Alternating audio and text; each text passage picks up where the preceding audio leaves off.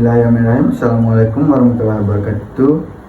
Perkenalkan, nama saya Saiful Bahri dengan NIM 21241088. Nah, di sini kita akan melakukan presentasi dengan menjelaskan PowerPoint dari hasil RPP kami dengan mata pelajaran dasar desain grafis dengan jurusan teknologi komputer dan jaringan. Saya sendiri sebagai moderator dan rekan kedua saya bernama M. Isra sebagai pembaca pemateri kedua.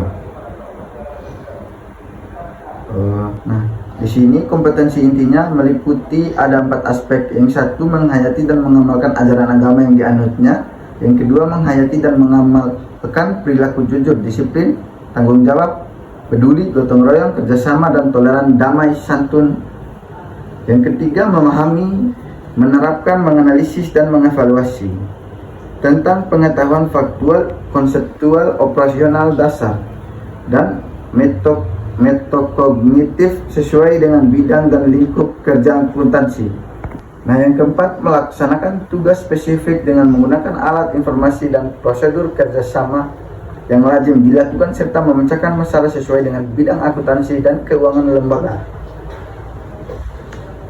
Nah, kalau kompetensi dasar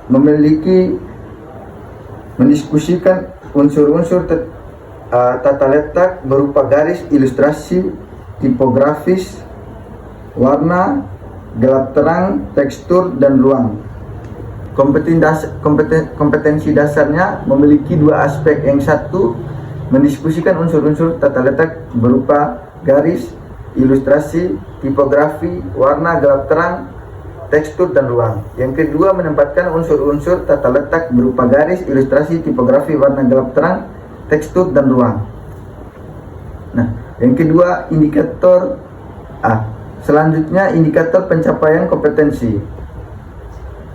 Yang pertama, menjelaskan unsur-unsur tata letak desain grafis. Yang kedua, menguraikan unsur-unsur tata letak desain grafis. Yang ketiga, mendeskripsikan unsur-unsur tata letak desain grafis. Yang keempat, menetapkan unsur-unsur tata letak desain grafis. Dan yang kelima, menetapkan tata letak unsur warna. Tujuan pembelajarannya setelah proses pembelajaran peserta didik dapat, yang pertama, dapat menjelaskan unsur-unsur tata letak desain grafis dengan baik dan benar. Yang kedua, dapat menguraikan unsur-unsur tata letak desain grafis dengan baik dan benar. Yang ketiga, dapat mendeskripsikan unsur-unsur tata letak desain grafis dengan baik dan benar. Nah, materi pembelajarannya meliputi 4. Yang pertama, unsur-unsur tata letak desain grafis dan prinsipnya. Yang kedua, karakteristik, kegunaan, dan makna-makna. Yang ketiga, warna sebagai presentasi dari alam. Yang keempat, warna sebagai komunikasi dan ekspresi. Nah, pendekatan model dan metode.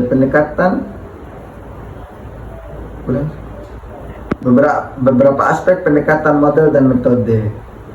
Pendekatan saintifik, metode pembelajaran ceramah tanya, jawab dan penugasan. Model pembelajaran discovery learning, pembelajaran penemuan.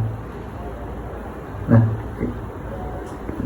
kegiatan pembelajarannya di pertemuan pertama 3 kali 40 menit.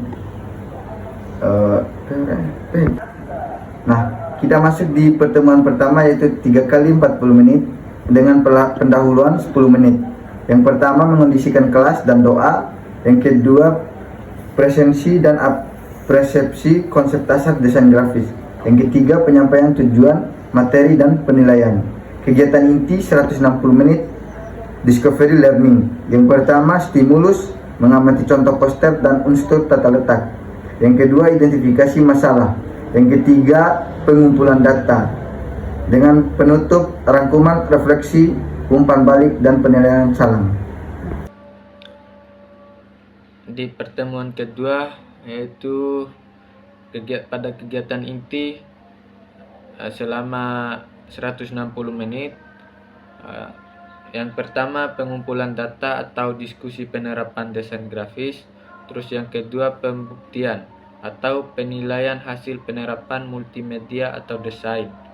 Terus yang ketiga, generalisasi, presentasi desain grafis, dan penarikan simpulan 10 menit. Terakhir itu penutup.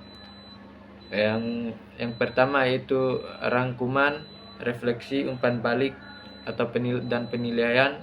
Terus yang kedua tindak lanjut atau remedial, instrumen penilaian. Yang pertama ada sikap spiritual dan sosial. Yang kedua pengetahuan, tes tulis tentang konsep dasar desain grafis. Yang ketiga penilaian proses dan hasil desain grafis. Selanjutnya yaitu program tindak lanjut remedial.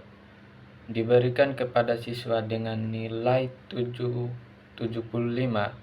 tugas tambahan dan evaluasi ulang materi desain grafis.